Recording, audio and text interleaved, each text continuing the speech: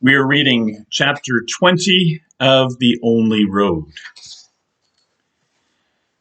Jamie woke up with the sun. He could still feel the cold that had lodged itself in his bones, but already the sun's rays were warming him up.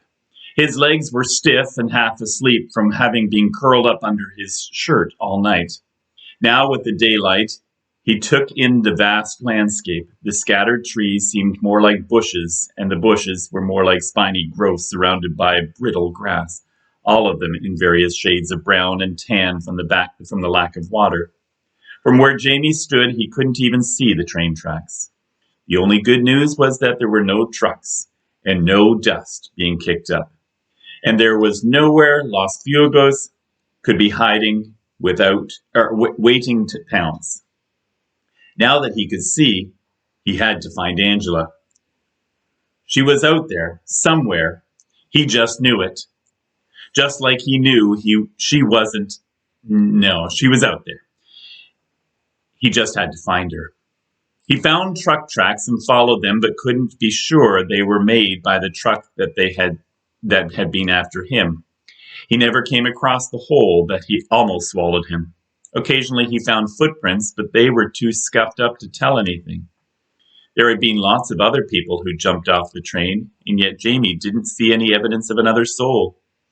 "Angela!" He removed his sketchbook from his waist and took off his shirt and waved it over his head like a flag, even though he was still cold. "Angela!" He turned in a slow circle, focusing on every detail he could see and listening as hard as he could. He waved his shirt and called out again. Then, there it was, a faint sound. Something moved in the distance by a bush. An animal, maybe. Didn't matter. Shirt and sketchbook clutched tight, he ran. As he got closer, the shape took form. First black, then blue. Neither were colors that belonged in the browns and tans of the desert. A call came louder than before, but muffled in the wind. A few seconds later, arms waved over her head, and there was no doubt who she was. Angela stayed sitting, but held her arms out to him. He dived right into them. I'm sorry. He couldn't stop the tears that stained his dirt-caked face. She hugged and kissed him, and they kissed and hugged him some more, and she cried, "You're here. You're alive. I didn't mean to lose the bags," he sobbed into her shoulder. "And if you and Xavier want to be alone, I don't care. Just don't leave me." "Who cares about the bags?" She shook him by the arms. "Don't you ever leave me again, you hear? Please forgive me. I never meant for Magwell to die."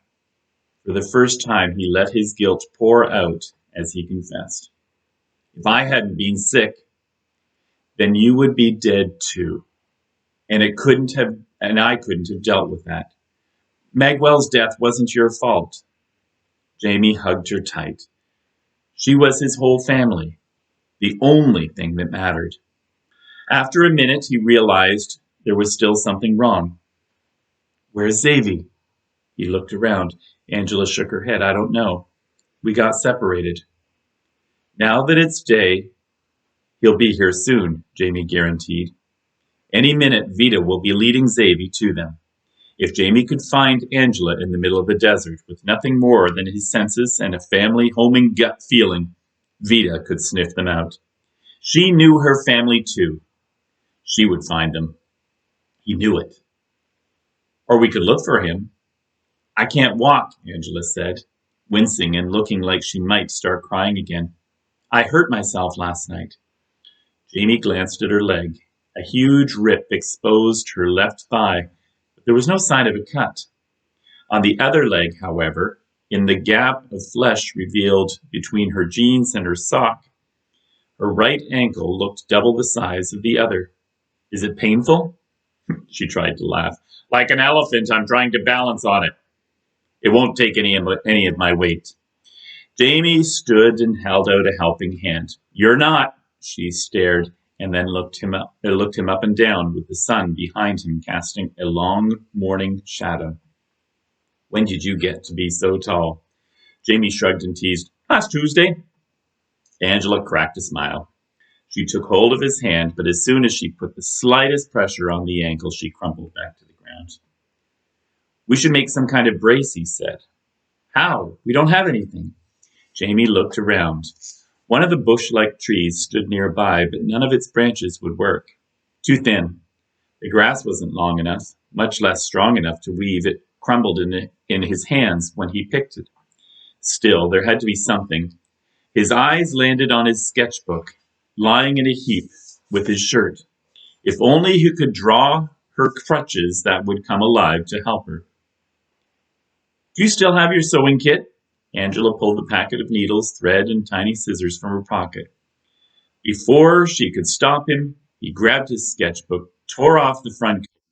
Tiny scissors couldn't cut the cover, but he took one of the blades and made an incision in the middle of each side and was able to bend it until it tore in half. Then he cut a strip from the hem of his shirt and double-checked Tia hadn't sewed money into it. She hadn't.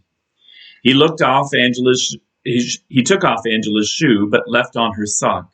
Pulling up her leg, Angela bit her lip in pain. He sandwiched her foot between two cover halves and secured it tight with strips of cloth from his shirt. By loosening the laces, he carefully replaced her shoe over the mock cast. It was the best he could do. That feels better, Angela said. He couldn't tell if she was lying or it really did work. She hadn't tried standing again. Before she could, a high-pitched yip came from the south. A white and brown blur dashed toward them. A single ear flopped up and down. Vida! The dog greeted them with slobbery kisses while Jamie and Angela petted and scratched her. They stared at the horizon and waited. Vida, where's Zavy? Angela finally asked the dog. Vida lay down with her muzzle over her paws, staring at them with sad eyes. Angela repeated the question. Where's Zavy? The dog looked away, as if he couldn't bear the awful truth. Zavy wasn't coming.